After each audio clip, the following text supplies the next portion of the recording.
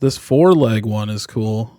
It doesn't look like a standing desk. Yeah, the 4 legs expensive. Yeah, but hell yeah, brother. You got expensive taste, dude. They have an autonomous desk AI now, which they didn't have before. I bet you that tracks you. If you stand up, it just follows you. Can I just do normal things day to day around the house and it just moves with me so I can work in different places? Like Roomba? It could be a Roomba desk. Yeah. Absolutely. Yeah. I mean, it doesn't make any sense for your desk not to follow you into the kitchen when you're making a coffee or, taking the trash out. If it was if it had sort of levitating drone style to it, or somehow, because I go up and down the stairs a lot because my office is downstairs and everything's upstairs. Yeah. It could just have two small jetpacks, one on each leg. Yep. Hell yeah. Or like drone fans built into the surface. So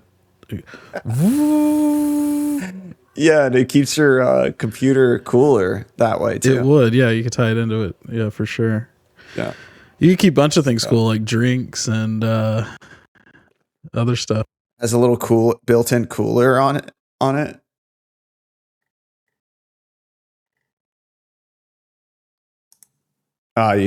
Somehow we got muted. Damn it. We were on a roll, dude.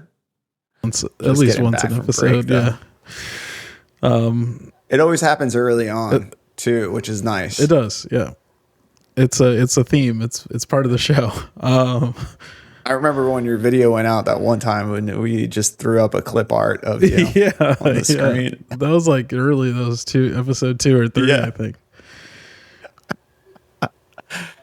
For our fans, just in the comment section below, can you just let us know which episode that was so we can document it? So we can delete it.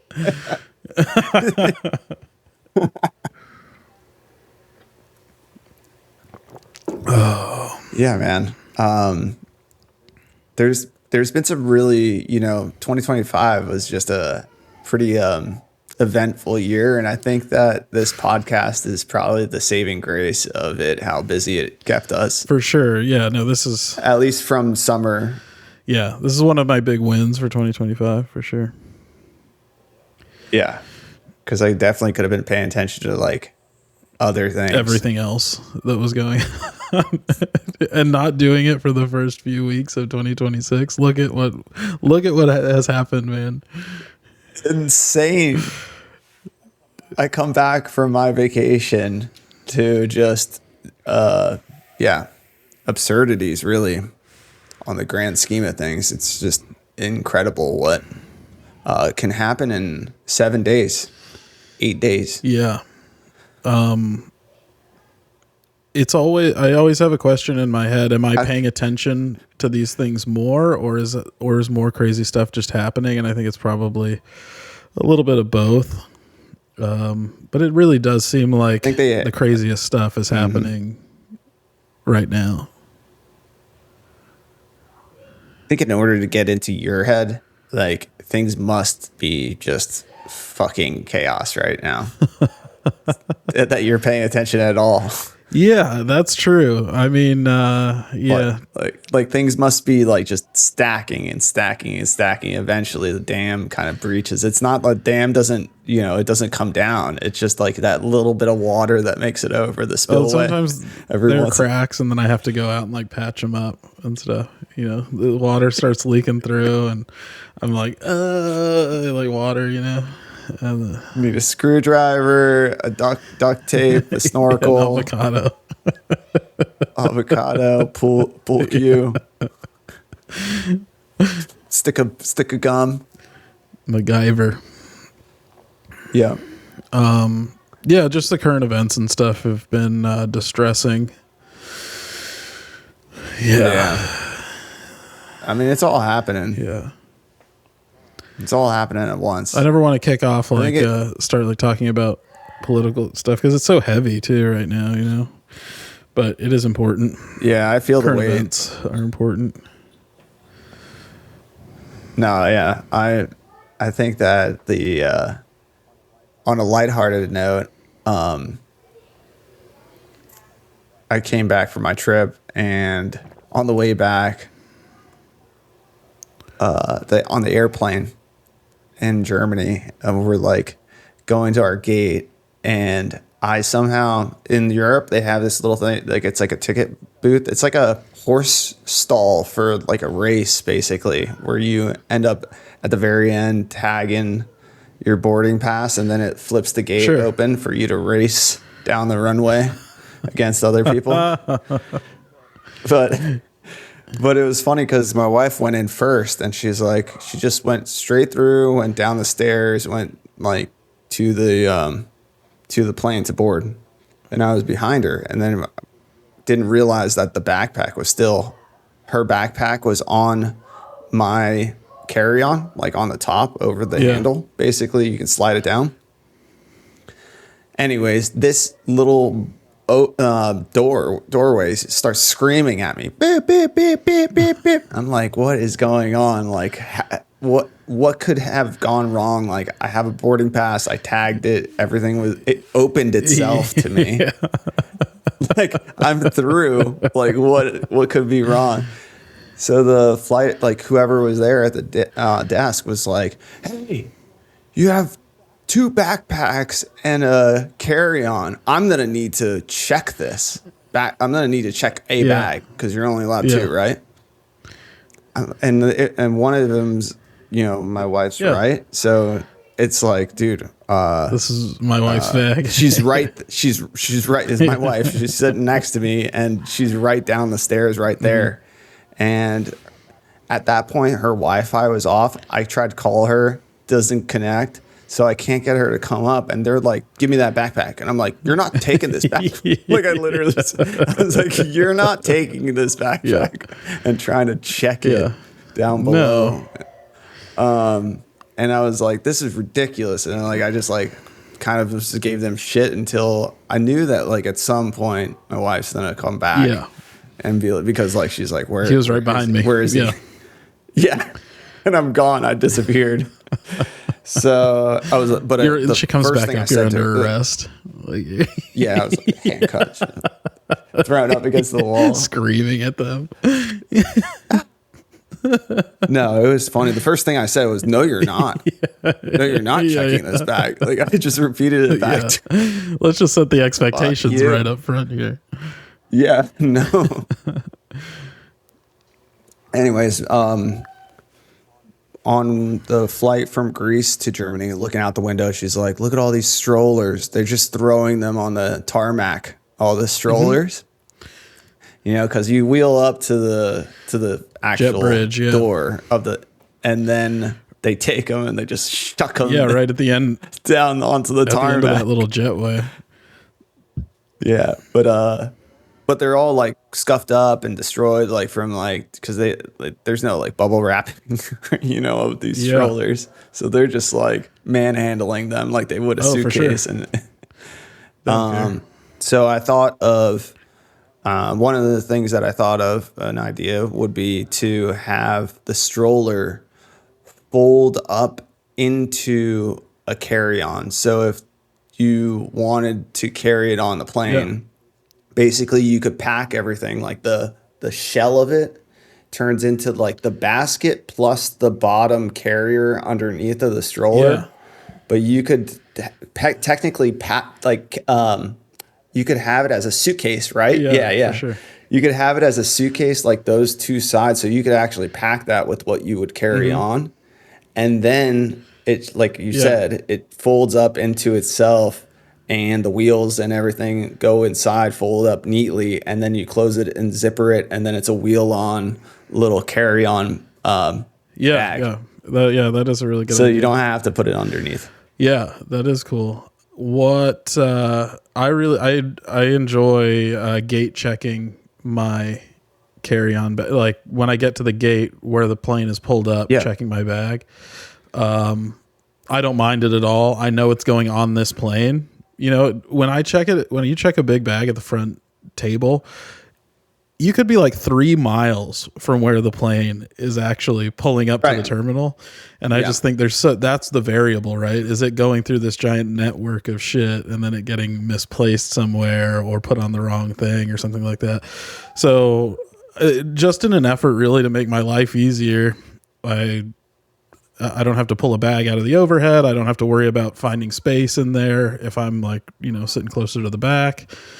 And I just say, hey, can I gate check this? And they're always like, hell yeah, brother. Let's fucking get that thing under the airplane for you. They like it too. I think the carry-on is probably one of the most difficult things to deal with if you're them. I agree. I have like change of clothes though, in case I slop on myself. I have my backpack or spill too. A drink. And I put stuff in there. Do you put your backpack under the seat in front of you or on the top? Do you stand up and open the little cabin? It's usually a little big thing to put under the seat in front of me. So I do put my backpack up top, but it's small. All right. It's like, it's just a backpack. Yeah. No, that's good. Because that's like the one factor for me is that like I keep my backpack thin. Yeah. It has just like the essentials of bathroom supplies and not even a laptop, sometimes a laptop, but just headphones basically. Yeah. And then whatever, like, other thing that I need to bring, like a water bottle or something that goes under the seat in front of me, but I keep it thin because I you will still need that real estate for your feet. Right. Yeah. I don't like it under there. Yeah. I like a nice, clean, empty little cubby for my legs. You got to get every inch you can. It's tough out there. Yeah, I know exactly what you mean. Mine turns into a little bit more of like a survival kit, because it'll have Band-Aids and silly, chapstick, just stuff that anybody might need, a pen. My iPad is usually in there just because it's valuable and I just like to keep it knowing where it is. Sometimes I usually won't even pull it out on the plane. No, because then you got a bunch of peepers that are all watching on you. Yeah. I mean, I don't really, unless they want to watch fucking Iron Man 2 or some shit like that. Like, yeah. That's fine. Iron Man 2 is playing on the plane. It probably is. Yeah, that's a bad example. You don't even need to have your iPad. All the Iron Mans are there. Unless I want to watch the Talk Riff Radio podcast on the download a few of them. Actually, my wife downloaded one, our latest one, to listen on the plane. What'd she think? She hated it. Just kidding. Me too. Just kidding. No. Worst time spent ever. No, I'll never get this. She loved it. I could have been watching Iron Man 2 4 times on repeat. Yeah. What airport did you fly to? Yeah. So 4 days in Athens. 5 days in Athens. So that was awesome. Saw the Acropolis. Went up there.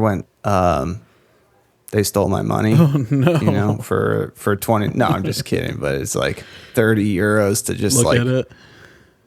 Look at it. Yeah. Which I was seeing it from down on the bottom of the hill too. Yeah. But no, it was insanely amazing. Like the top, it's really cool as far as like the scenery, looking out over the city from that vantage point.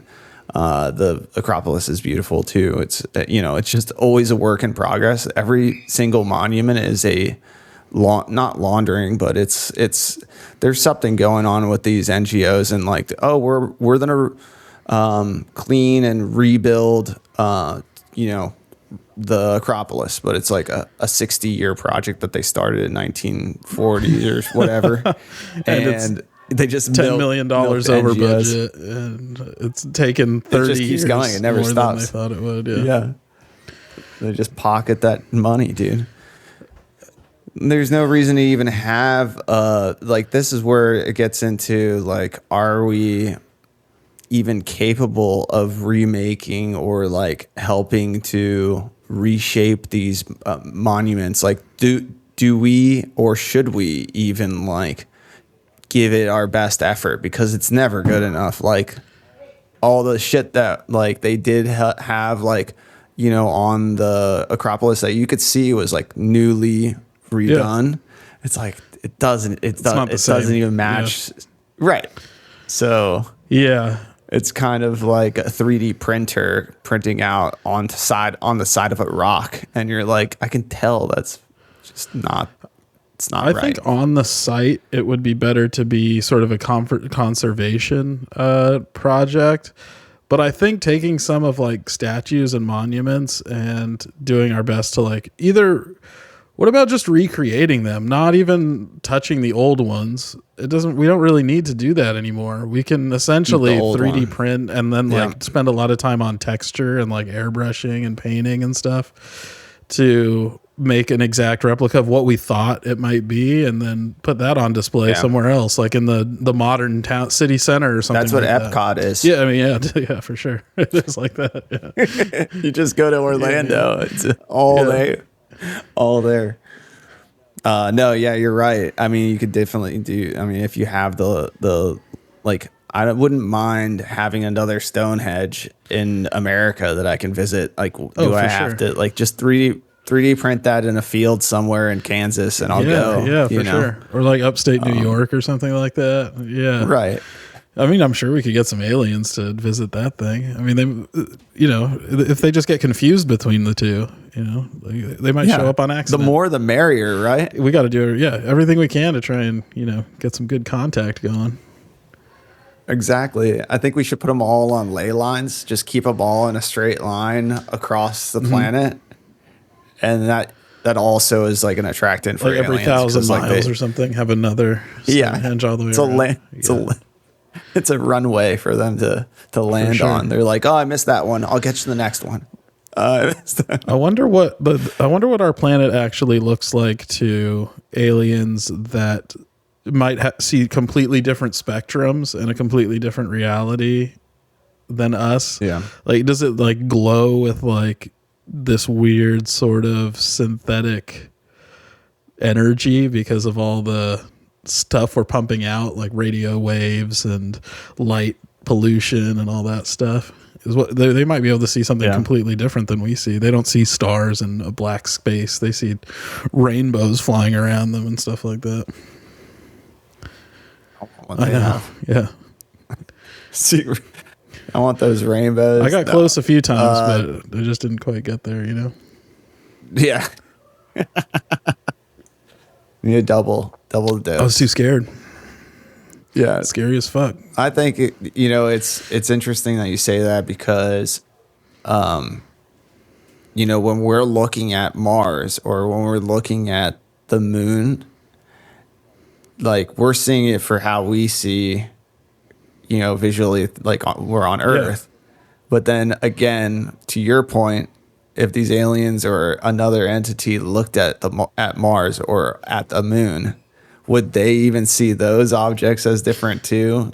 So like Mars is just lush green because it's the right chemical balance in the air, and it just looks like forest. Yeah, it looks perfect to them. Like, and then they look at our planet like, it's water.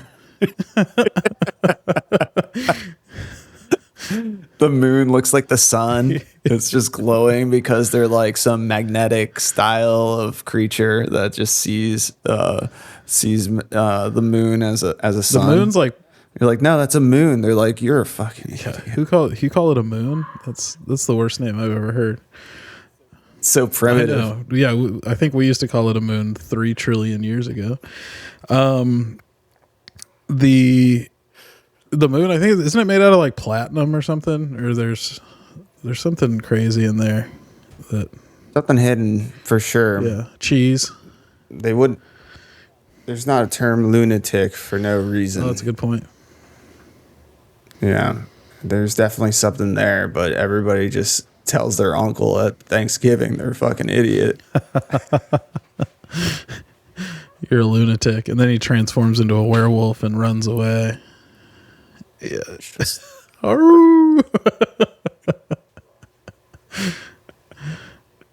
his trigger word. Yeah. I mean, I think what I've heard about it is more on the side of it having like hydrogen or gases that are under the surface, and there's like been occasions when you see like whether it's ice melting or you have like a geyser style forming of like a jet of something, whether it's a gas or a liquid, who knows. But yeah, I did a little bit of kind of just, or plasma. It could be plasma yeah too. yeah I did. No, Sorry. that's okay. I did a little bit of playing around on ChatGPT about how we would fuel a moon base, and I think there is trapped hydrogen on the moon, and you can use it in theory if you're able to get oxygen there to create water. When I started asking about how to get oxygen there, it didn't really understand. It didn't know. It didn't have an answer. It was like, you can send it up in rockets and big tanks. I was like, no. So then I started thinking about a giant pipeline from the Earth to the moon. We're both always spinning though, right? So it would have to be hovering off the surface of each side so it wasn't actually tethered to each. What is that? Sorry, tell me. Like a pipeline to get oxygen to the moon. Yeah, from where? From the Earth. Oh, just because you're saying that. Oh, from they're both Earth? spinning, so you can't really like attach it to the Earth, right? It would have to be some sort of like docking station, like a mothership style. Yeah, that has a hose that connects to another mothership style craft above the moon, and then you could get oxygen up there that way. It would be a long pipeline. I'm not saying, but that's some like crazy future stuff. That would be a cool. Yeah, I mean, I bet you you just have to get the right type of people to build it. I know who built the Great Wall of China, and I'm sure Chinese people, and they also built our railroads too. So, I also feel like that would be a great candidate for this project. We can't even build a high-speed rail from the Bay Area to Southern California. Dude, we said we're not to talk about politics. That's right. Sorry. It's too early, man. It's too soon. No, I'm just kidding. But that tube or that pipeline that you're talking about, it needs to be flexible. It also needs to be strong, and it needs to be resistant to like what happens if like it gets struck by a meteor, or like what happens if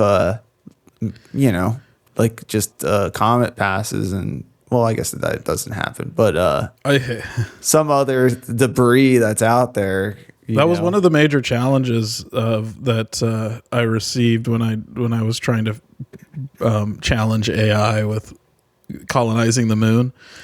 It was just ChatGPT. I was asking it, what are some of the crazy things about the moon that would make it difficult? And the scariest one is that it's just always getting hit by stuff flying through space because there's no atmosphere. The craters. Yeah. Right. So, sure, you get up there and then you just get Swiss cheesed over the years by like tiny little rocks and stuff. Only the strong will survive. That's true. It's actually, it's more cutthroat than Earth, right? So we could go underground on the moon though. And then who's to say that somebody already isn't there? Ooh, that's true. I think there's movies about this. Maybe a video game. Gotta be underground. If we theoretically went to the moon, and we also have built an international space station after that point. So like we first went to the moon, International Space Station came after, right?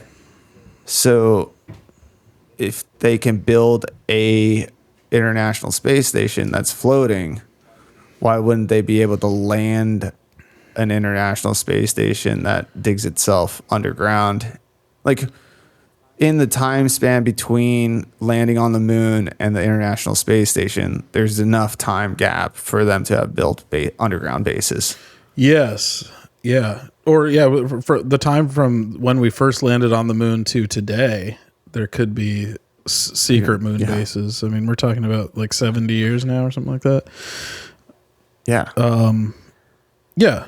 I think it could be possible that we're already up there. I hope that. What's the point of it if we are up there? Like, what does it actually do for the people that live or work there?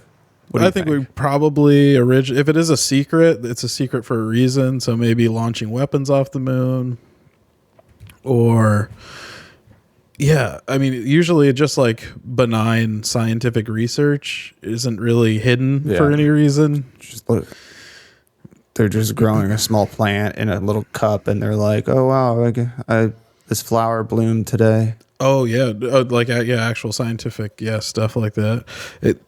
Underground on the moon. I think it would be pretty depressing. Also, your bone density goes away. You can exercise a little bit to try and slow it down, but eventually zero gravity just destroys your body. Your body falls apart. That's true, unless you're born on the moon. Maybe that would help. Yeah. Or they do blood transfusions with magnetic blood. And then they have magnets in the base, and it creates an artificial gravity because you have magnets in your blood stream. Our blood has a lot of iron. You have iron, and So if you could have enough magnetic force in the bottom of this base, you could hold the people down inside there. For sure. Or you make it a giant spinning like hamster ball, so it's like centrifugal force is false gravity, and it just flings you to the outside of this spinning sphere. That would be pretty cool. But it's underground, right? Underground spinning sphere. For sure. Well, I mean, because these things are I don't know how fast these little it could be a pebble. You know, those things don't hit the earth because of our atmosphere. But it could be like the size of a dime, and it's going 17,000 miles per hour or something like that, and it just you're saying those craters are from small hits pebbles. You in the back or something like that. Yeah. and like tiny little ones that just zip through you, and it would hurt, but you wouldn't like know what was happening and stuff. It'd be crazy. And so, what type of risk were we putting our astronauts at when we just flung them out to the moon to only think about this kind of issue? You know, now I'm sure they did back then, but like those astronaut suits or the fucking space whatever capsule that landed, I'm almost guaranteeing that they weren't prepared. It wasn't bulletproof. You know, it wasn't meteorite. They were just going off the chances. So they were just taking their chance. Yeah, I think you're right. I think it's the craziest how many billions thing ever. I think how many billions of dollars of money was that by chance? Hopefully it works. Yeah, that's a lot. I mean, I think if it actually happened, the bravery is like probably the coolest story of individual like human accomplishment. You know, a lot of the math and the engineering and the audacity is one thing. But to actually go and if they did, you know, that takes a next level of like unknown. Just be like, oh well, this is for the greater good of humankind, which is how it was sold back then, and I think how it's still kind of sold today, space exploration and things like that, is we need to do it for the greater good. You know, our planet, we need like an exit strategy. We're talking specifically about the planet, not communism. For everybody out there. No, we're not going to take communism to space. The greater good. That's why we won the Cold War. No. That's how we won the Cold War. Yeah. It just reminds me of like when people out there in the world, you know, I've heard, you know, this before somewhere, but it's how people identify with their sports teams. So they're like, we did this, or like, it was a great game for us. Yeah, for sure. You know? And like, that's just sports. That's why like boomers are so fucking incredibly like, not conceited, but they are very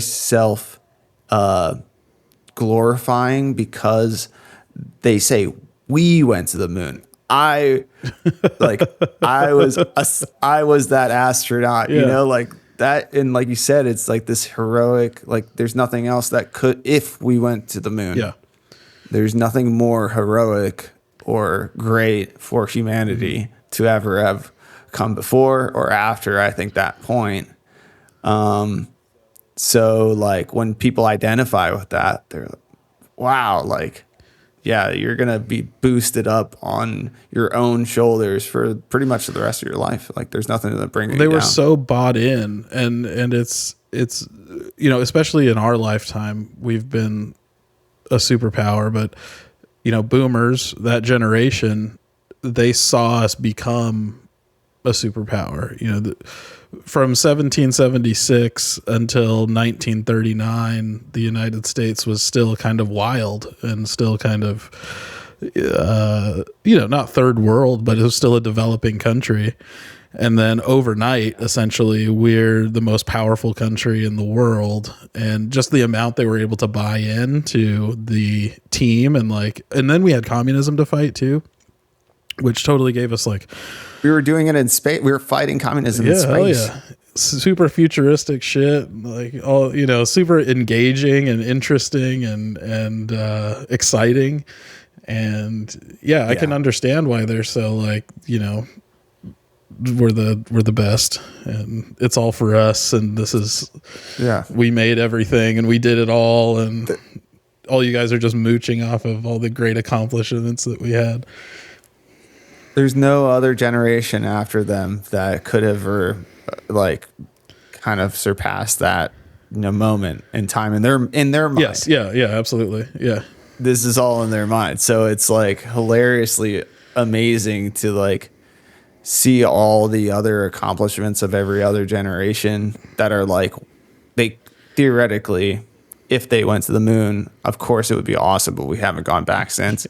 But like, there's been so many other great things that they're just like, the internet, fucking like boomers are like, the internet, that's bullshit. Like we went to the moon, motherfucker. Yeah. And then like, they're like this Bugatti that can do 0 to, you know, 100 in like 2 seconds. Like, you know, we went to the moon.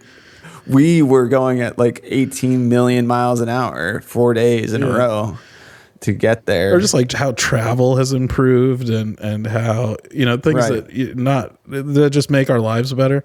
The sharing of information, all of these things are actually real tangible improvements to our lives.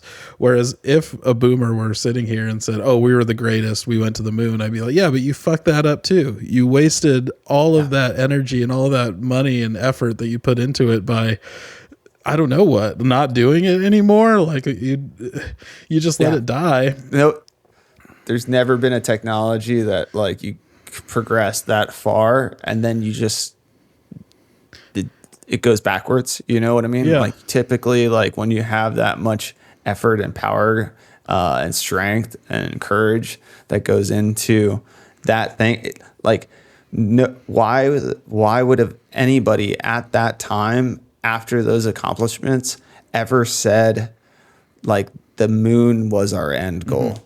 Like it's so close. That's like literally hitting like the 10-yard mark on a football field and being like, we did it, like touchdown.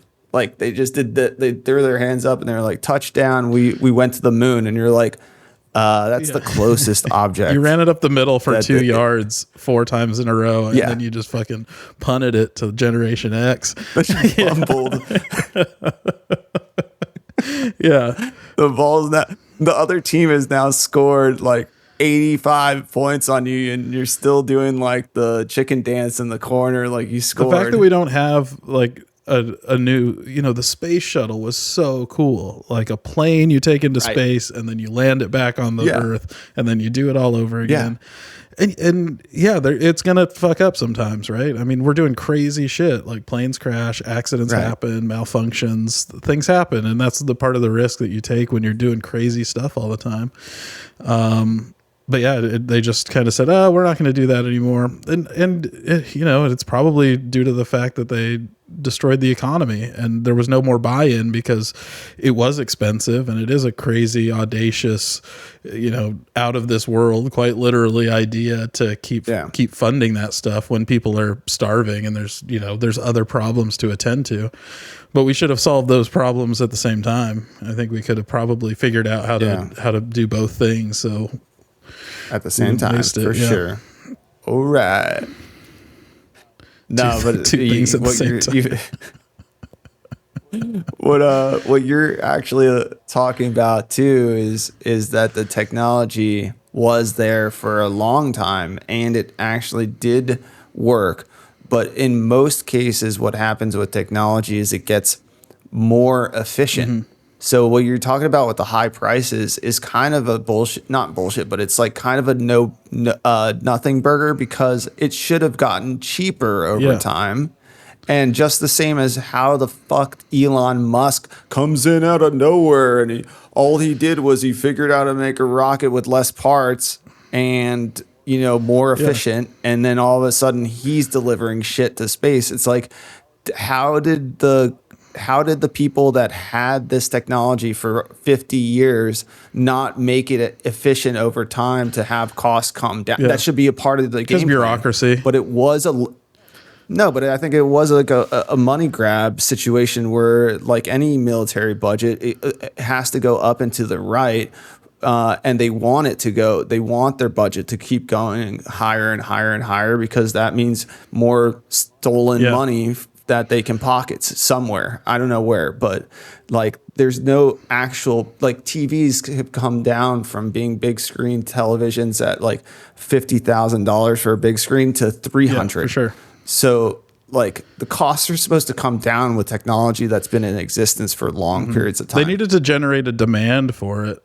Is kind of, that's why competition and cost, drives like the consumer buy-in.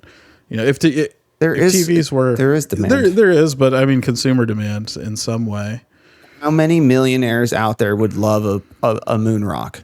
You know how much a moon rock costs? It costs $2 million. If they could just deliver a moon rock, like literally go to the moon, come back with a satchel of moon rocks and sell them to billionaires, they would have had their funding. Sure. That would be good.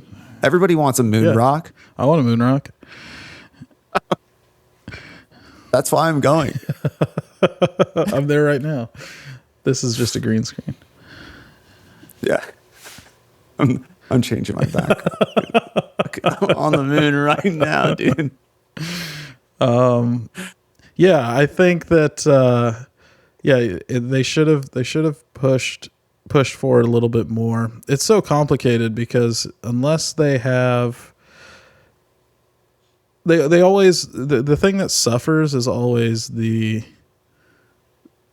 part that the common person is the most attracted to. That's the first thing that goes away. Like the cool space shuttle, like that was a thing that should have kept progressing, and they should have designed newer, cooler versions of it. And, I don't give a shit. Paint it like Coca-Cola cans or whatever, get people to like attach to it, have different teams like competing, racing to the moon or whatever, Yeah. Yeah. Two rockets side by side lined up. Yep. I want to see which one hits first. Yeah. I mean, it hits the atmosphere, goes out of the atmosphere first, and people would be betting. They got to do a loop. So that's a sports loop around the moon, and then come back, or a relay to the moon. Like you got to touch the moon, and then shoot back. That would be sick. Yeah. I think that they could have easily sold lottery tickets. They fucked up. They could have done just scratch off lottery tickets, and then like to fund the program. And then obviously like there's one winner every 20 years we pick a winner, or 10, let's just call it every 10 years. Like there's an actual like amount of time that can go through, but you buy a ticket, you scratch it off, you save them. Every paycheck, you're kind of like buying another lotto ticket or whatever it is. and they could have funded their program because like eventually there'd be a winner and like that guy would go to fucking ride the space shuttle. Yeah. And he would have came back and just celebrated it. Everybody wants to do that. I mean, it shouldn't only be for Katy Perry to go to space. Yeah, space. And kiss the ground when she came back. Space isn't only for Katy Perry. Dude, there's more space than Katy Perry can take up. There is. There's a universe out there that's just entirely jam-packed as tight as you can with Katy Perry's. I knew it.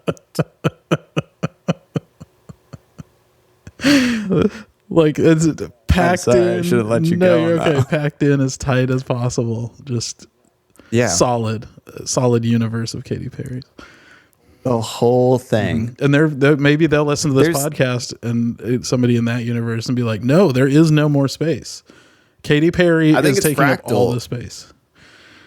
I think it's fractal. Like there is a universe on Katy Perry that is Katy Perry, and it's all of the Katy Perrys are on the universe of Katy Perry, and they're making up the Katy Perry. Making up the Katy Perry, and they want to be astronauts one day. But then Katy Perry tells them, you all are astronauts already because you live on me and I'm the universe. And all they want to do is get away from Katy Perry, but they can't because they are. It's kind of our story too. Yeah. It's kind of a tragedy when you think about it. Like our fractal lifestyle is like everybody's like, I want to go to space. I'm like, motherfucker, you're living in space. You're on the planet Earth, and that's your space shuttle. For sure. Well, don't tell the lottery ticket people that because they're going to stop buying lottery tickets to go to space. Welcome to outer space. We finally made it. We landed on the moon. Plane. Shit, I almost forgot that I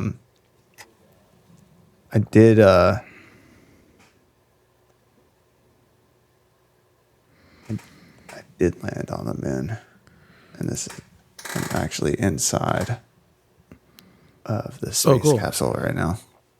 Nice. I'm floating outside of orbit, looking at this masterpiece we've created. I like that better, actually. Yeah, you're right. But yeah, I just created this real quick. We were down for maybe 5 minutes. It could have been less. It could have been 30 seconds. I just asked ChatGPT to generate a prompt that I could use to create an image for two halos going around the Earth and the Moon. I said it's hard to see because it's probably a little bit small, but I wanted it to show that these halos are connected with like a pipeline, like a tether, and you could move people and solid stuff, but also water and oxygen through there. And just a way to get things back and forth. And obviously this isn't very scale accurate. Yeah, nice. Hell yeah, there he is.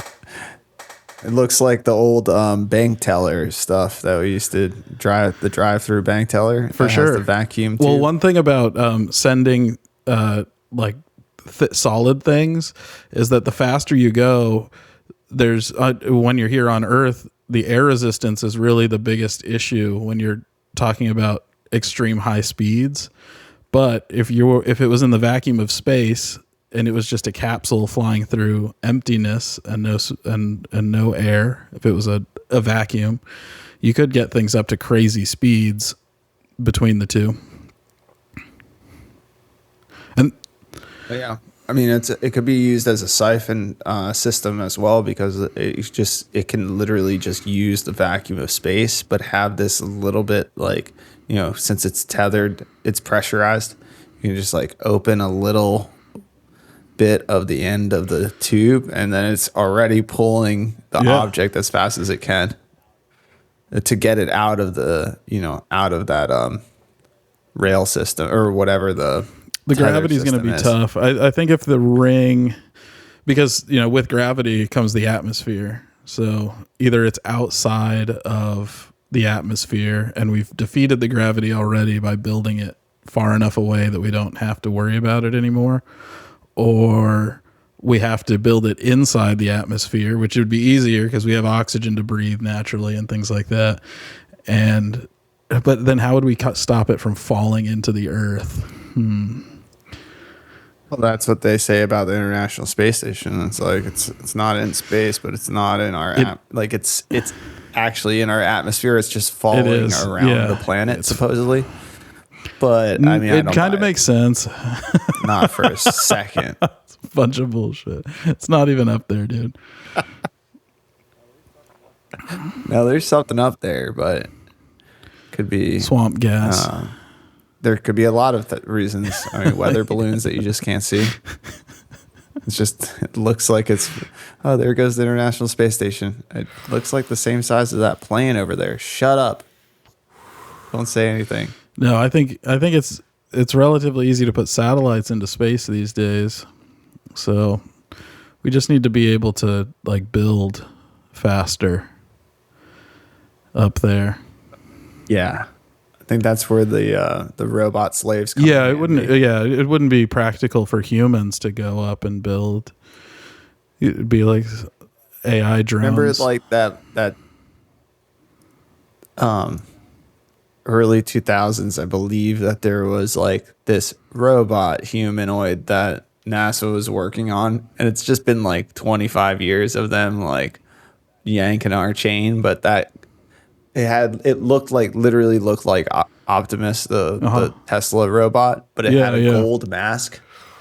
I don't know if you remember that, but yeah, they were like, oh yeah, this thing is gonna help us help repairs and do stuff around the outside of the space station, so humans don't have to do the whatever spacewalk walks are spacewalks.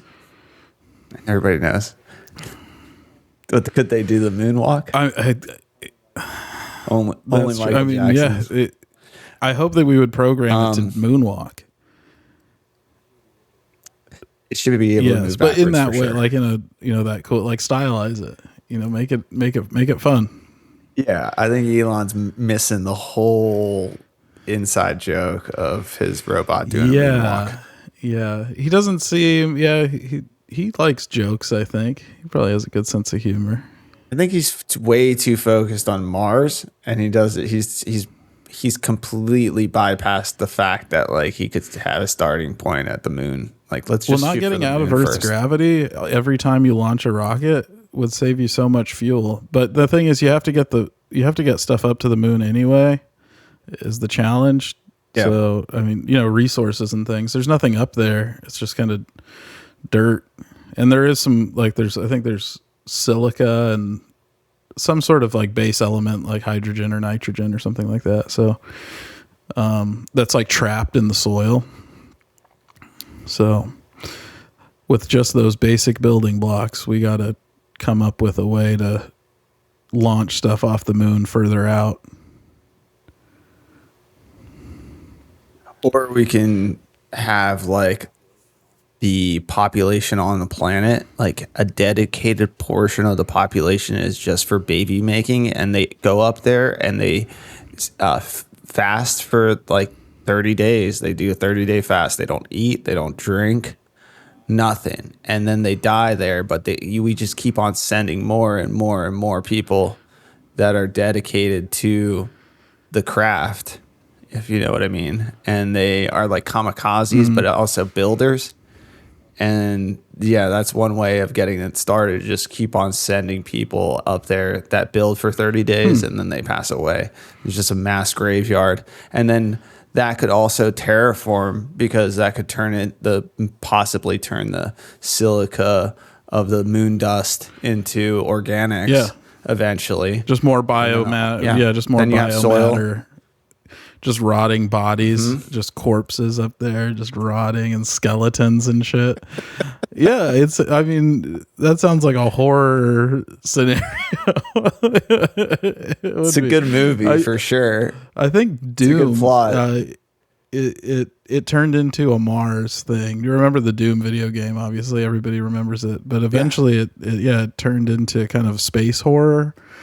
There was Mass Effect too, if you remember that game. It was kind of one of the first like first person big world games way back when, like early 2000s. They kind of had a Mars thing. Well, Halo, and that's kind of where 1. I got my Halo idea, was like we need something in space that that can support life, but also, you know, kind of just use the good parts of gravity and not the challenging parts.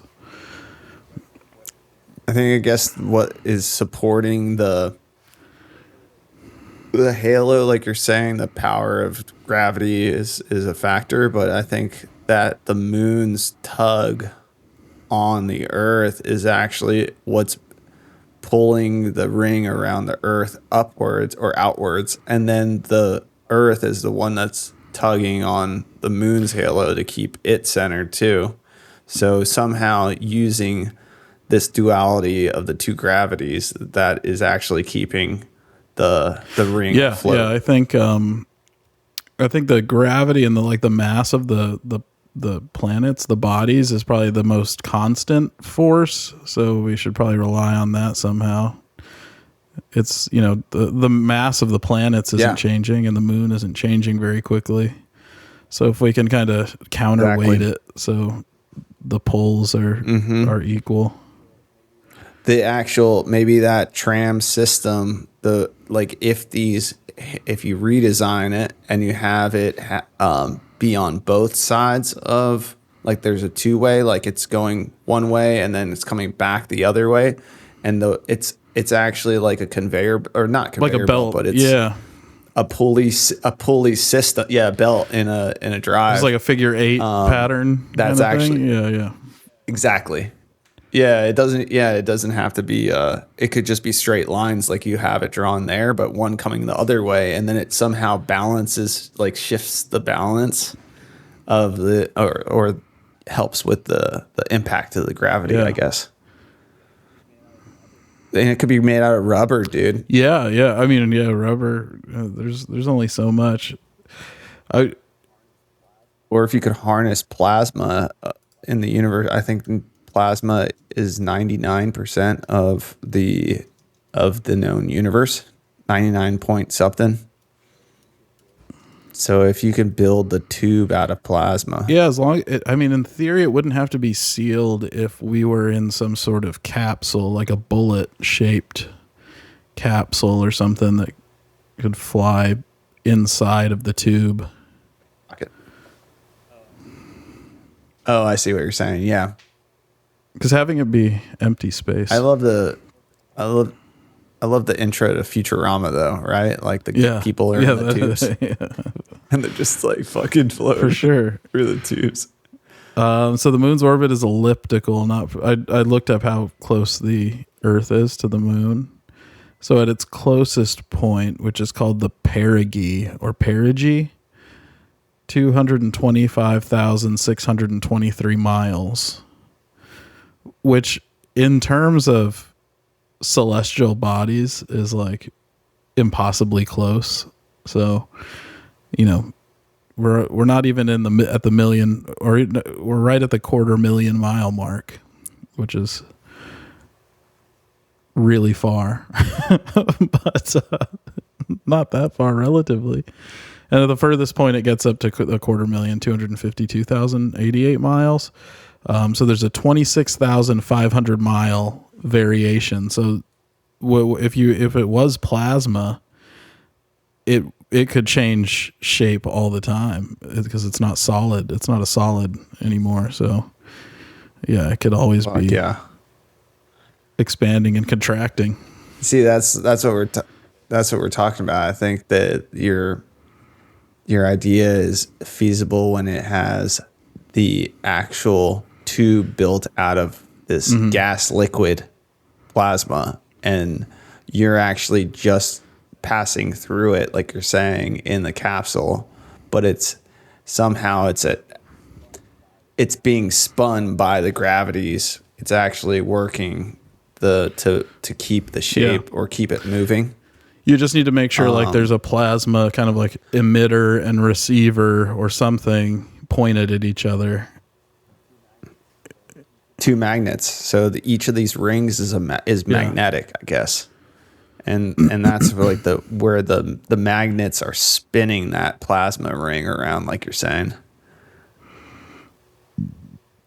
Cool. Well, somebody get on this.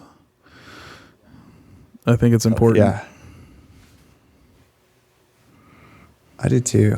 I don't think that there's any reason for us to at least have a destination if even if it ends up being like a country club for elites to just get away for the weekend. I think that it should be there for the purposes of you don't take the Titanic without having lifeboats, and that's the closest lifeboat to, in case of a catastrophe.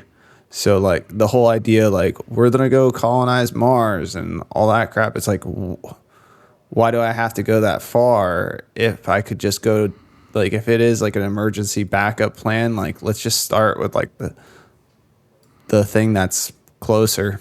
Yeah. Let's test out and see how we can do it. And then we could have halos around all sorts of different stuff, but we got to start somewhere. What are your thoughts on Mars being where humans actually originated and Earth was the backup plan?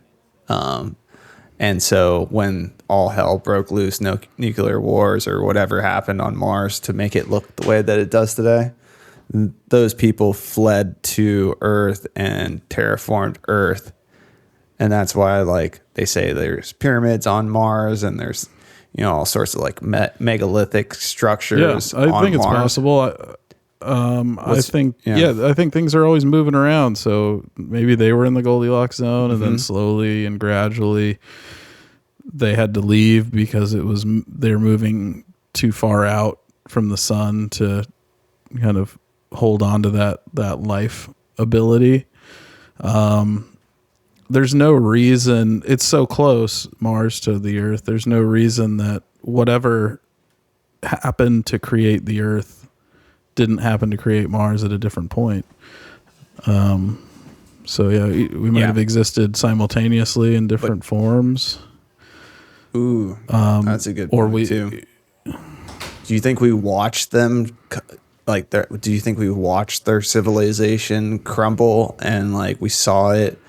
And there was all these like refugees fleeing, like jumping off the boat type of thing that we were like, oh my God, we're getting invaded or not even that. Like we had a symbiotic relationship with Mars planet at some point. And it was like this loving, cross civilizational period of time. And then all hell broke loose on Mars. And then we're like, yeah, I like to think it was maybe like a gradual sort of transition, and they would have appeared because if they were moving through that Goldilocks zone before us, they would have been more advanced, right? They had a head start. Oh yeah.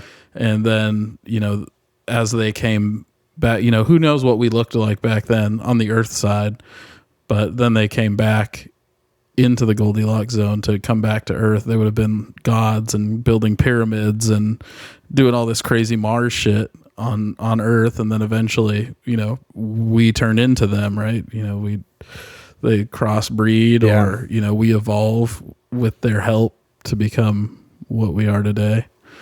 It's a pretty cool idea. But do those people that go into hiding because like their numbers start dwindling once humanity emerges and on planet Earth, and it's so different and so new, it's like that those people would have kind of faded away into like building underground bases on Earth or living underwater, or like building bases under Antarctica so that humans couldn't find them and search them out, but they still have the secrets of what the old civilization was. I mean, they could be the lizard people They could be, some sort of ancient race that's behind the scenes that we've kind of lost touch with, and they figure out how to hide among us, or, they're hiding somewhere on the planet. It would suck to be like a sunlight loving creature and then have to exist underground. That would be pretty tough. Yeah. Is Mars gravity more or less than Earth? So they would be taller people. It would be hide among us. They would grow a little bit larger, maybe. Stick out like they'd also be weaker, like thinner, because the gravity's less. Yeah. Maybe lanky, tall, maybe gray. If they exist, underground or underwater. Big eyes that are like goggles, kind of, in order to shield them from, a weaker atmosphere on Mars. Yeah, the sun's all crazy up there, so they would be, physiologically a lot different than us, for sure. In tight suits.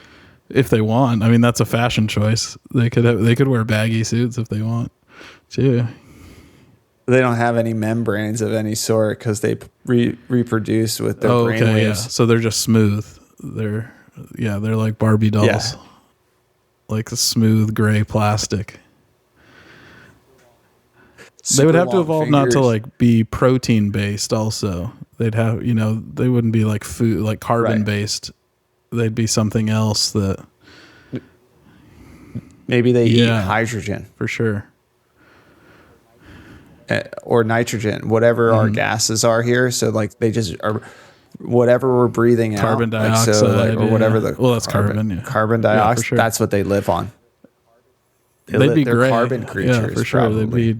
They wouldn't They wouldn't really have like blood, and like our hearts are beating at a certain gravity too. All of our muscles exist in our bodies, and all the fluids flow because we are evolved to exist on Earth, so they would be completely different. It's really skinny or slightly skinnier than us. That maybe it's mostly bone under there or skeleton structure of some sort. No ears because they telepathically communicate, and they also have. What about no bones like sharks? What if it's all just kind of different densities? No bones, like cartilage and just like weird sort of just different densities of material, right? Because bone seems kind of like old school, primitive, exactly, it's like a stone in our body. Like why would you build your body out of rocks? You need weird wood holding your body together like this. Cool wood structure. You freaking weirdos. Ancient primitive creatures. It's pretty much like a spider building its web or something. So like natural, like they're like, wow, this is really like nature based. Down Meanwhile, here, they can grow each other in like labs and shit. Like they don't. Yeah. Right. That's how they did it. Yeah. The bones are like so brittle, and like they break and they don't stretch, and they grow to one size, and then they're just that size for the rest of your life, and then they start getting weaker, and as your like testosterone and your calcium metabolism and all that stuff change. Yeah. Terrible. Yeah, it's horrible. Sounds terrible. You go through puberty, everything hurts. Like all your bones are growing a foot a day. You remember? Like, I don't know, maybe not that much, but it was like at least inches. And we're not plant, but I'm not bamboo, but I, you know what I'm saying? Like it like hurt to grow because we have this bones. We have this 80-year lifespan, and then a majority of the growing happens between like 6 years old and 18 years old, kind of. That's crazy. Yeah. That's only a 12-year, 12-year span when we do all our growing. We should just really stop. We should stop growing. We should just keep growing the entire time. Right. Yeah. Like a tree. The oldest people would be, 70, 80 feet tall. Yeah. Right. Babies would still be small. Seems reasonable to me. I don't have any idea what's what is the mechanism that just shuts it down and just stop whatever that is? Just take that, like they have CRISPR, just take that gene out, whatever that gene is that stops people from continuing to grow. And eventually you wouldn't really need like, you know, it would suck to like, you wouldn't be able to fit in transportation and stuff, but your legs would be so long that you could just like walk downtown. Yeah. In like 10 minutes. Yeah. 3 steps. A normal, You're going over neighborhoods. You're just you go to work and I don't know. I mean, you'd have to, clothing would be difficult. You would need some sort of like super stretchy skin tight clothing like the Martians have, right? Like a membrane that just constantly grows with you. It's part of your body.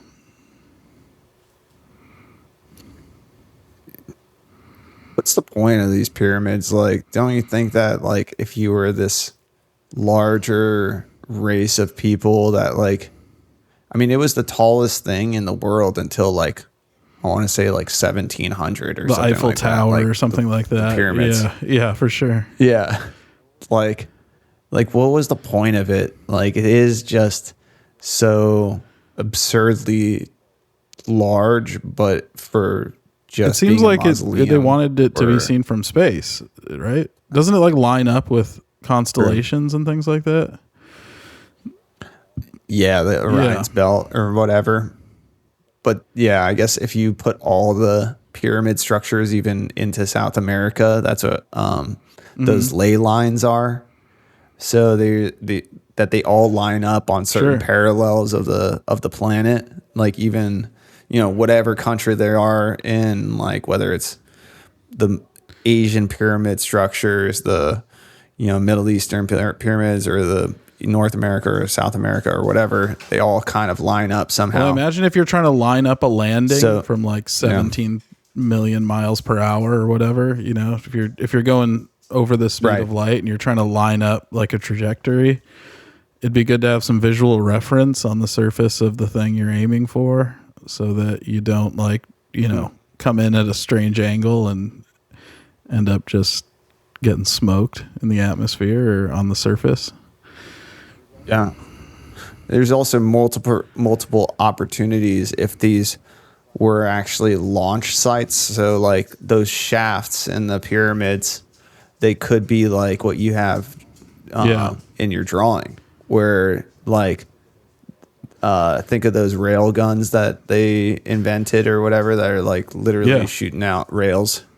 But like if you could just use a rail gun and use the pyramid as a generator or energy generator of some sort to charge that railgun, and you put a human in there, you might be able to shoot yourself out of the pyramid. I've heard of some theories that they were like taps into either, I forget what the technology was, but it was either like geothermal or like getting down into like some gas deposits or something like that to harness some sort of energy. I forget exactly what I heard about, but that there was some sort of like mechanical function to the pyramids, and there's more underneath it that is rumors are. Yeah. The thing that I to your point is the thing that I heard was that the Nile would flood and the pyramids actually captured the water from the flooding or utilized it somehow. And whether it was with magnets or batteries or copper or whatever inside of that structure, like it basically turned into separating the hydrogen from the oxygen or whatever, like in the water. Big power generator. And it was like a fuel cell. Yeah, that's cool. But what would be the purpose of that fuel cell? It wasn't to give people electricity in their homes. So that's why I just thought maybe it's like a railgun system to shoot them to other, like to get them out of the atmosphere and to potentially aim to a certain planet or wherever they actually wanted to go. Like it might have been their subway to Mars. it's interesting that if we apply sort of known human nature to it and think about the fact that maybe these beings that were capable of thinking of this did essentially enslave whatever kind of life was here to help them build this stuff. It kind of fits both narratives, right? Like somebody had these things built. We don't know how. They're crazy how they are constructed and fit together and the size and the scale of it all. So we needed some sort of intervention that was more than we understand right now available to us at that time. It would make sense that they, whoever they are, came and put us to work to build some sort of transportation or some sort of interplanet or interdimensional maybe, which is even a crazier other idea. It's not even about space. You know, it's like space is part of it, right? Maybe like we have to get up somewhere, but then we'd go into a black hole and pop out into another dimension or something like that. Yeah, maybe the solar system was smaller at that point. But just applying kind of what we do know about humans, because humans are part of it. Obviously, there's human like artwork and remains and artifacts and stuff, but applying the other layer of these crazy god creatures. I mean, this is where they get into the whole, Nephilim, which is the term for these space people that were taller, bigger, stronger, godlike, all that kind of stuff. But like, wouldn't they be the ones like placing the blocks if they like, how we don't have a way of explaining how normal humans built it?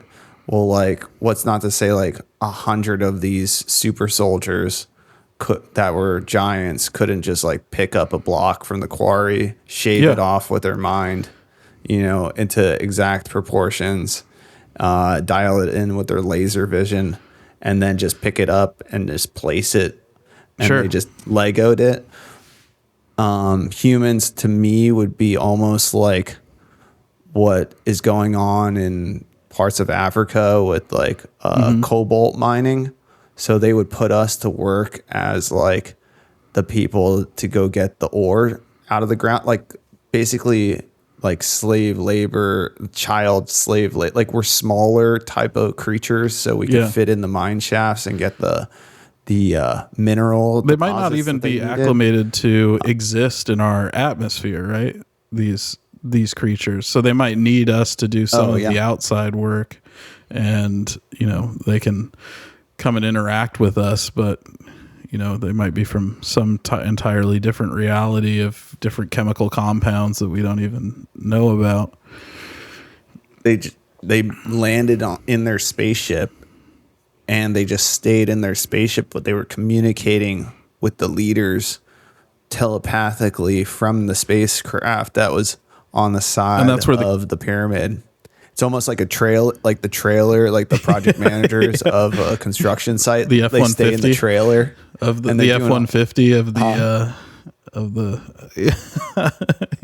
like those Con Air, like those like solid, command center trailers or whatever. Yeah, and they were just living in there because they couldn't, like you're saying, they couldn't deal with the atmosphere out here. But they were telepathically communicating with the leader, and the leader's like completely. I can talk to God, and I'm a king. By this, I mean, every king's claim is that my lineage, my ancestors, we can talk to God. And maybe in those terms they were actually talking to God, and that's what was so convincing to their population, because their population was like, yeah, we see that trailer on the side, like it's something that doesn't belong here in the desert. We're just like this small tribe with teepees on a plane. Like, how it's telling you what to do, and you're like, yeah, dude, it's telling me what to do. And they're like, okay, we'll follow you. What do you want us to, what's next? Yeah, and it gives them some sort of like, power over people. I don't know how that would manifest, like maybe just charisma or answers to questions that freak people out is always like kind of a magic thing. And I like the Nephilim idea. It's like having ChatGPT.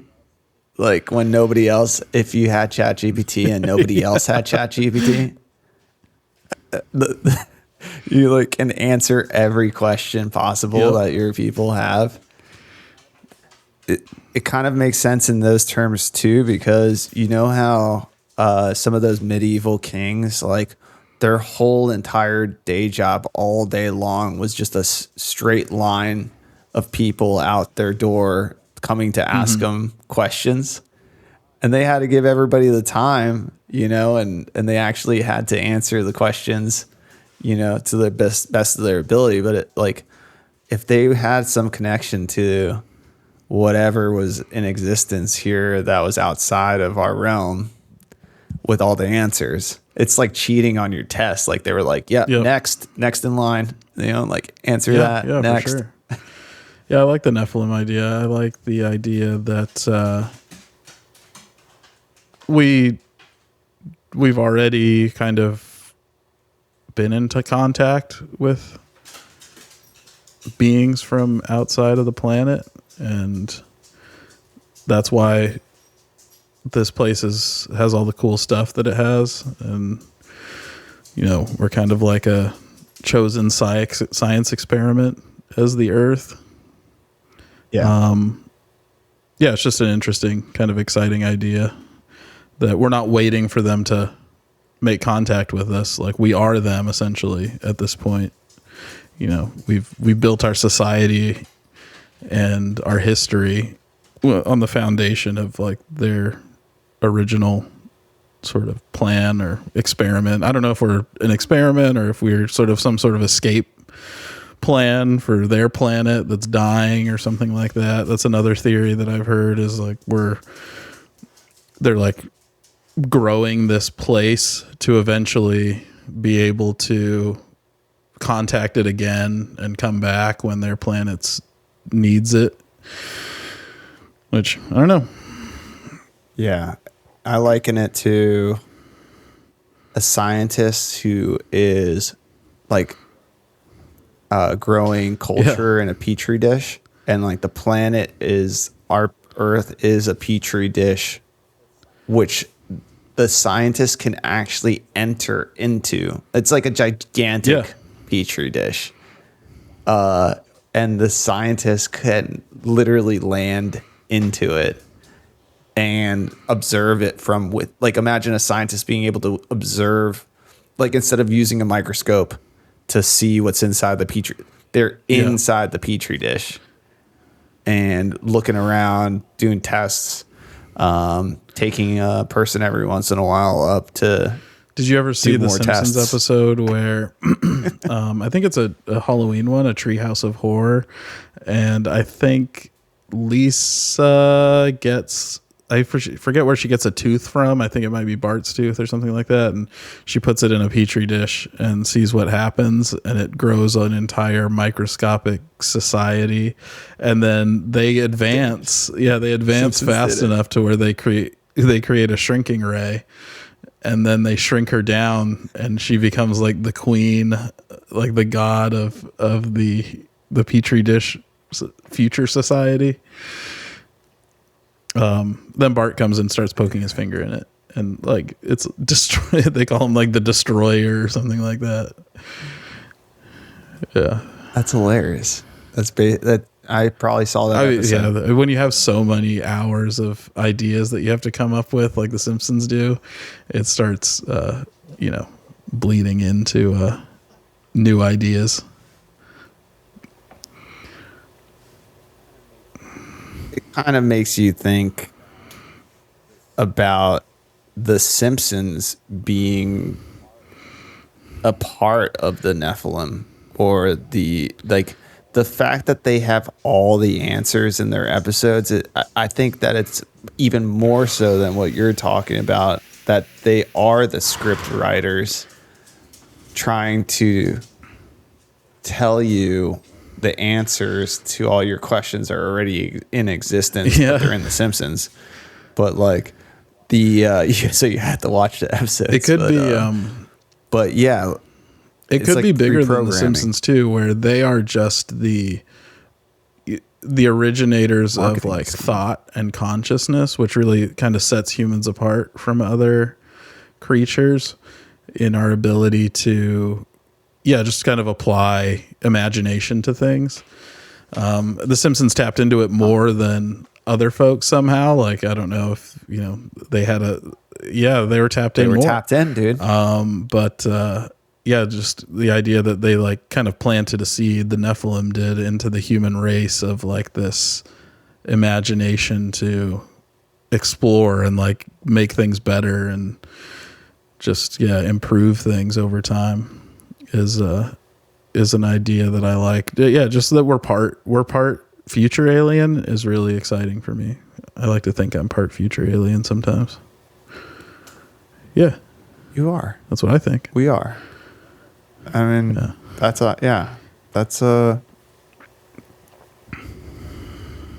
you know how we're talking about the king being able to talk to the Nephilim or whoever these entities were that came down to space. Well, then whoever, like, we should do more research on this, but whoever created The Simpsons was kind of a king that was able to be tapped into whatever this creature entity thing was with all the answers. And so for them to be able to write all this creativity, like to spew out all this creativity in story form, marketable to children who are young, influential, like it's an influential series that like spans cross generations, basically. That whoever those writers are over time, they might not even know where their ideas are coming from. They might not even know that they're more tapped in than other people. They just might think they're just by working on this, by working on The Simpsons. Yeah, exactly. People. Yeah, and then the ideas start coming. Yeah, and it's right. They leave the story or the whatever drawing board, and they go home and they're like, I have no ideas outside of outside of work. I have no idea. Like as soon as I get to work, things just flow, man. But I leave the shop and everything's mute again. Yeah, or some sort of like worm crawls in their brain as part of like their orientation, Yeah. Yeah. Mm-hmm. Like a Matrix style like that. Stuff. Whatever that. Yeah. And it gives them special powers.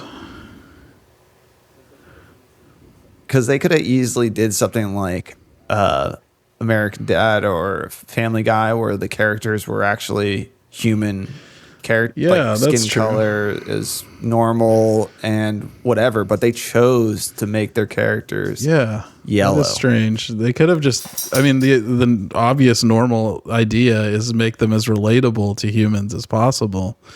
But they're crazily animated. That's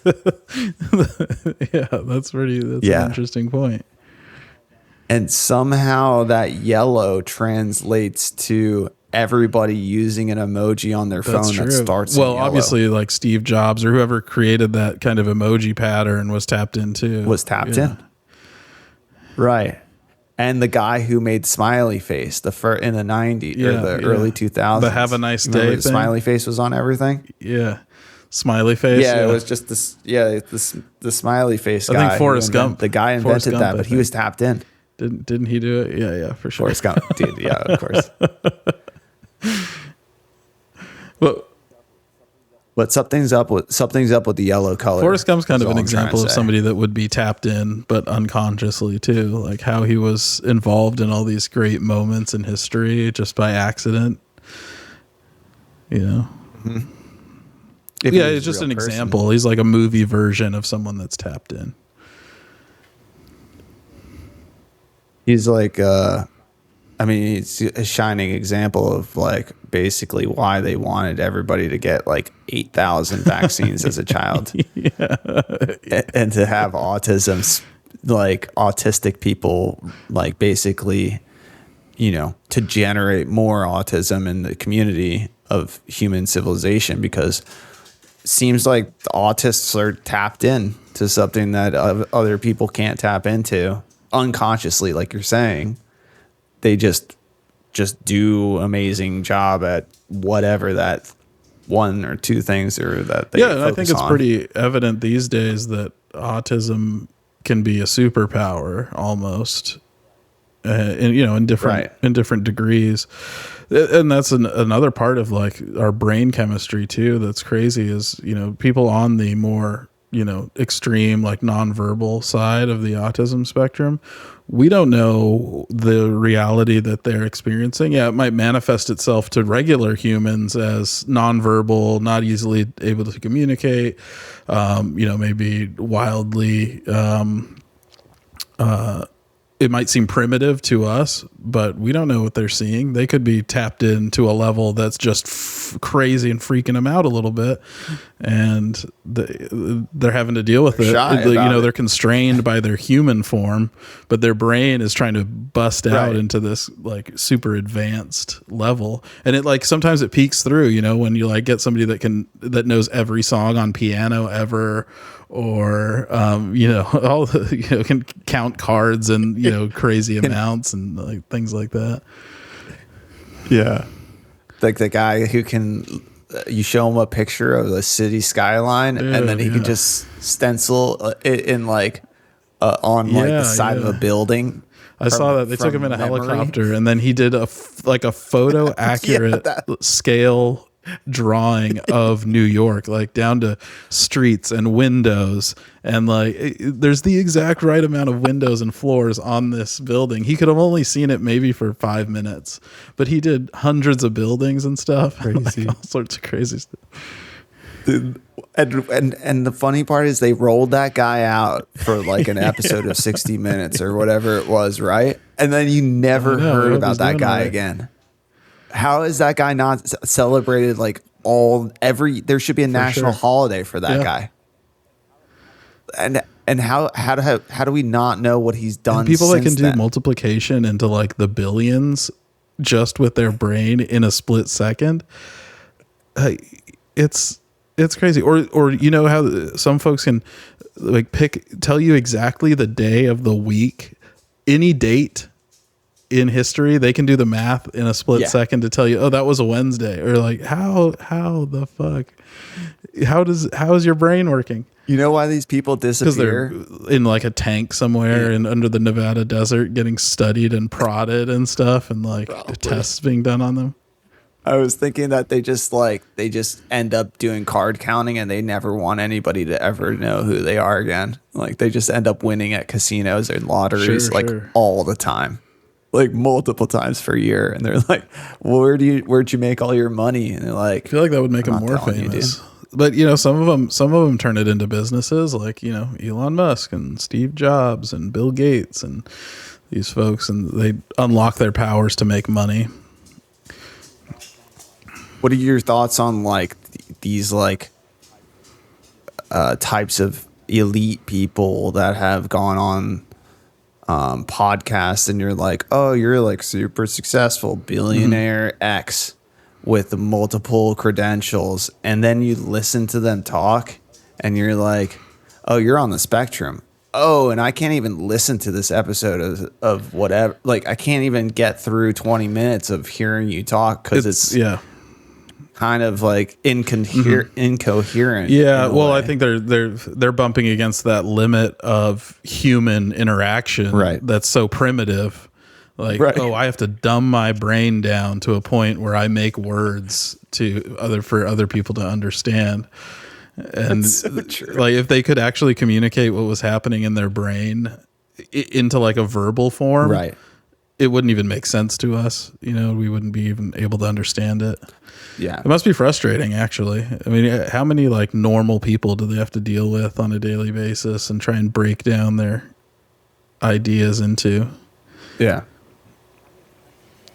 How many times does Zuckerberg have to go on a podcast and like completely fumble for him to just not just don't say anything, dude? Like, go back, be an amazing husband and father to your kids and an amazing CEO or business owner, and just like he like, you know, it's like the geeky or like kind of lame kid in school when you're growing up, and he just wants to be cool like so bad. And it's and I wish he would spend his energy like doing more cool stuff and not trying to look cool, like, you know, like Jersey Shore dude, which is the opposite, which is like the like the social opposite of what he's gotten famous for, is being the nerd and being like super, you know, cutting edge and stuff like that. You know, kind of on the nerd side of things. We all want what we can't have, right? I think it usually boils down to that. And that's mainly because we have like free will, and we do have that like imagination spark in us where we always want, you know, the grass is always greener. Like not a lot of, or any other like creatures really have that kind of exploratory thing. Well, like whales do. I mean, they migrate all over the world, and like sharks and like sea creatures and stuff, but land animals are usually pretty locked into one place. Yeah. Even still, what you're getting at too, in a way, is that he could, not only could he be focused, but like, I guess the problem is that they overfunded his original company, and then he had to start creating, like going out and buying other companies and competing as like a conglomerate of companies that he didn't create. He just swallowed, like, you know, and bought those other companies. And if he had the like it's okay to be a one-hit wonder in the music industry, you know what I'm saying? But in the tech world, like, they're making these people like have to do multiples of things to compete. But like, he would be totally fine with just being a one-hit wonder with Facebook and focusing and making that, like, playing that on stage, you know, as a music thing over just and keep over it alive again to his crowd. You know, it's great. It's working fine. It's doing what it's meant to be doing. Well, you know, there's also a lot of controversy about algorithms and things like that too. But it is definitely like an adapt or die kind of idea. I mean, technology just is that way, right? That's the essence of technology, is that it always has to get better and faster and do more things for us, or it kind of goes away. And it's kind of like a mortality thing. I think probably a lot of these tech, you know, guys that were super successful fear being irrelevant. You know, once they become irrelevant, their power kind of goes away. So they have to keep adapting and buying gold chains. But they're not like, geeks were never supposed to be celebrities. But we made them that. Yeah. You know that. Yeah.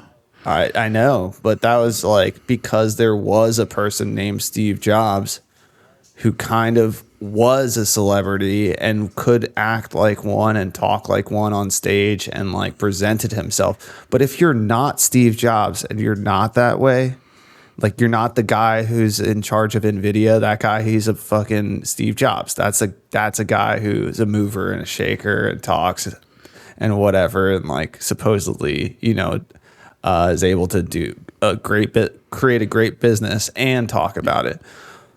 But like somebody like a Zuckerberg, or even like it's okay to be a private CEO that's just cranking and not a celebrity, because like that's like kind of the downfall of Hollywood came from Silicon Valley, and it's Silicon Valley's rise led to the demise of Hollywood, because people started infatuating or like putting Silicon Valley people up on a celebrity pedestal instead of like what they always and should have been celebrating, which are like beautiful people and like famous for like music and arts, and like that's the I real wish there wasn't a class. downside to the smart people being celebrities, that, you know, it distracts them from doing what they're supposed to be doing. Right. but it is also kind of refreshing when you put it that way, that the smart people are getting attention.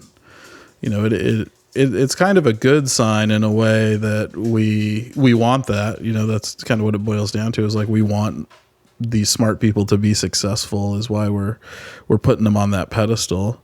But there's a downside. Yeah, but the problem that I see with it isn't the fact that, like, of course, smart people should be celebrated, but that used to be in like a Nobel Peace Prize, or winning a Nobel Prize, and we did celebrate those people. But as far as culturally, like culture being driven by people who can't even communicate with each other, and it's cool to be like somebody like that, you know, and that's your celebrity to look up to, is somebody who's like autistic, can't communicate, literally is trying to be someone that they're not, all the things, like they're not acting celebrity like. Then all of a sudden culture gets shifted to that side of things, instead of it being like Hollywood people or like our past celebrities who were actually cool, that dressed cool, had fashion, had great taste in music, had like great ways of expressing themselves, and that's what shaped culture to be cool. Now culture is being shaped to be uncool. Yeah, I think.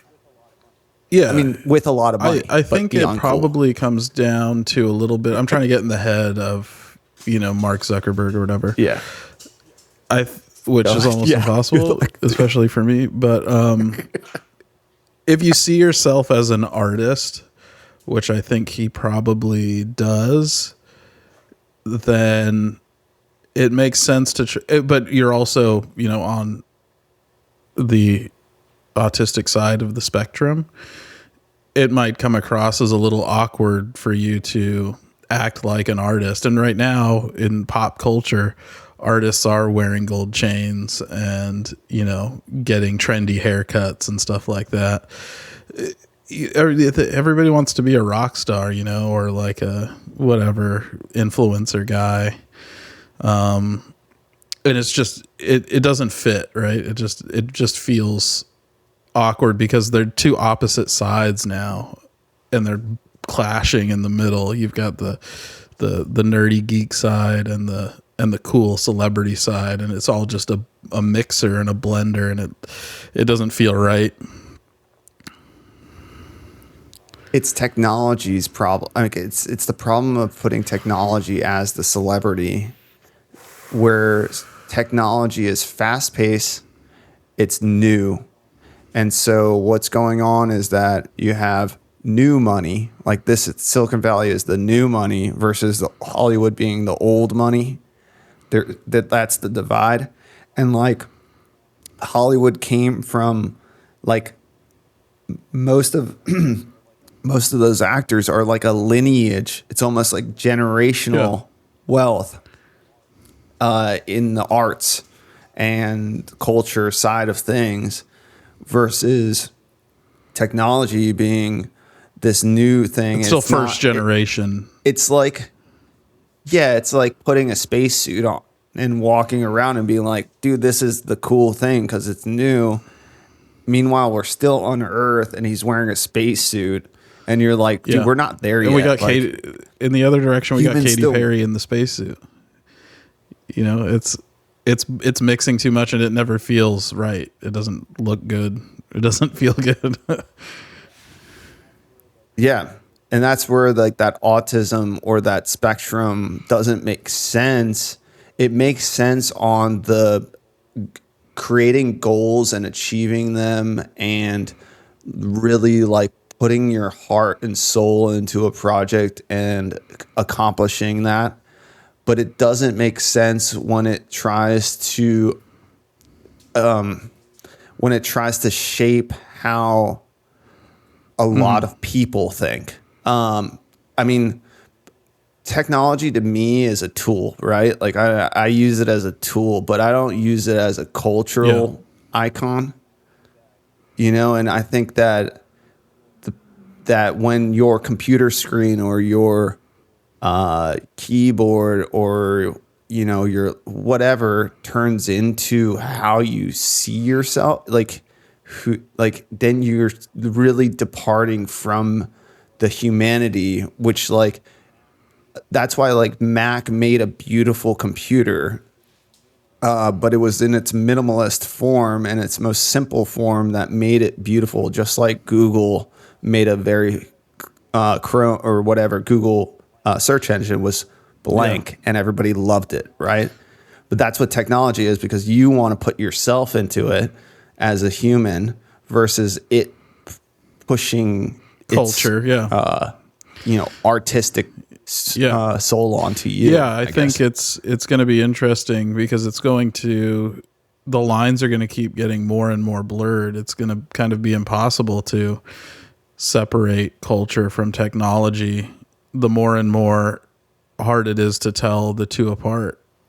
You know, because it used to just be very simple, and you know, and that's why I still like, you know, ChatGPT. It's just white text on a gray screen, you know. But now it can create images for me, and now it can create like video segments and stuff like that. It's going to get more and more blended into what is real, and I can see the advantage of like keeping, you know, sort of the celebrity side and the tech side separate, because I want the tech people to be focused on the tech stuff, not on the famous stuff. Right. I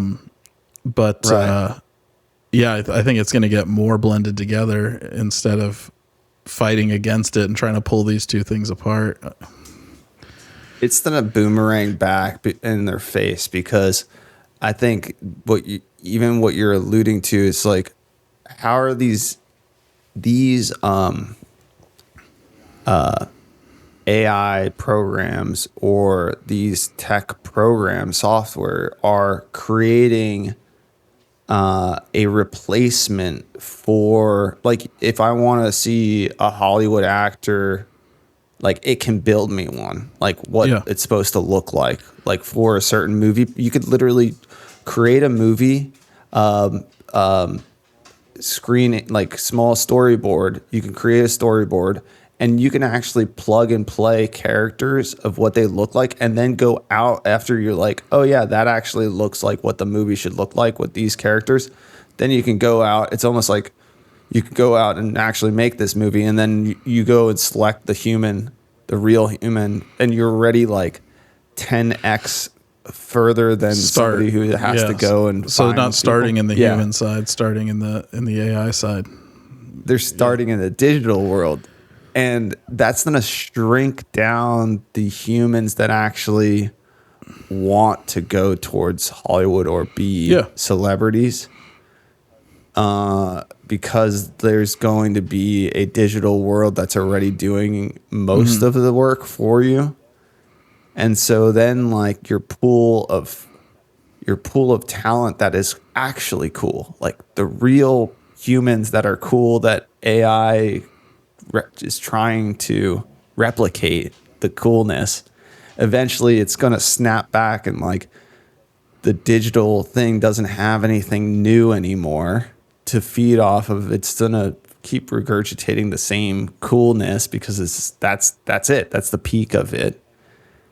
And then because humans are the driver of culture, then another existence of a generation has to come forward to present what is cool.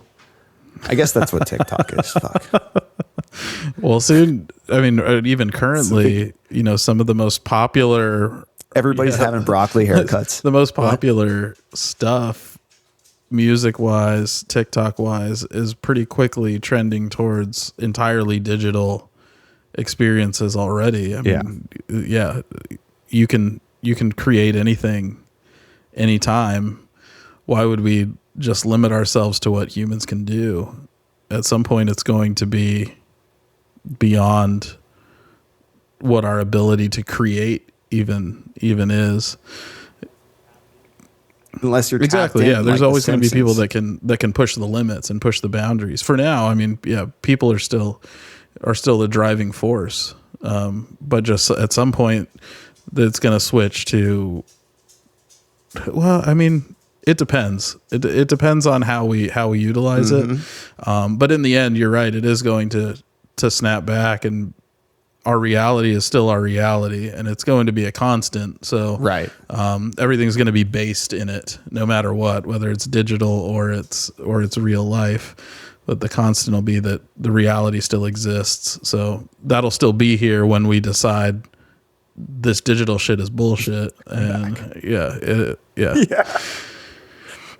I just hope it doesn't go so far that like you lose your bones and you lose your dense, like our genitals are gone and they fall and off. Like like I hope it just doesn't go that far. And then you try to one day you turn around and you try to go back to where you came from, and you forgot to leave the string, like you go cave diving or something, and you're supposed to have that string to pull back on. Well, that's another theory, is that aliens are time travelers, and they've lost their humanity so much that they're coming back to try and harvest our humanity to take it back with them. And that's why you see a lot of alien abductions feature like, genital probes or like impregnations or harvesting of gametes and things like that, which is just like a fancy word for sperm and eggs. That's another theory, is that, we do end up losing it and we have to go back because we fucked up and nothing is real anymore. And that's like a lotto ticket for them, though, because they have to pick up somebody, and if that person's not cool, then like their whole planet gets fucked. Their whole reality. They pick up some usually, and the weird part is always it's like somebody from some nowhere place gets picked up in a cornfield, and like that's the product that they bring back to bring their humanity back to. But maybe that's their what they civilization. Want. They want that original, unadulterated, just human, like normal person. Like they pick the most average people because that's what their calculations have decided they need. They need the densest, most average DNA to offset their crazy future alien weird DNA. Wow. Yeah, I mean, it makes sense because the main driver then would for humanity, and the main influence for humanity to get swept up into like 80% of the humanity lives in cities, is because the aliens typically leave the city people alone and they don't abduct us. And so like all the humans got together, put themselves in, like the ones that wanted to survive and not get abducted, they all went to live in cities, and that's like the ant nest that like the rod can't like get down into the colony far enough. And so they pick off the ones on the surface that are like stragglers, like almost like a shark would feed off of like the one fish that gets outside of the school. It doesn't go for the main swarm. And so it's a really good point of like why we should all live in cities. Don't live in a cornfield. If you don't want to live get out in the middle of nowhere. That's the aliens are going to come for you, and they're going to harvest your gametes, and then there's going to be, or take you back. I mean, that would be cool. And then just clone you, like Yeah, that's what I'm saying. Like, if they take the wrong person back to their planet, like then like their planet is completely fucked. Literally, like, oh yeah, we found this one specimen. He was a straggler. He was off by himself. He was injured, I guess. I don't know why he was by himself wrong with in him. a cornfield. But we took him and we're cloning him, and then all of a sudden, like, planet Zumba has fucking it looks just like a bunch Nebraska, of George everywhere. It's just cornfields and just he was in the middle of this around. field that they grew of just this grass. It's like this GMO grass that makes this yellow fruit. They don't even eat it. They don't even send eat it to these giant factories and they turn it into syrup.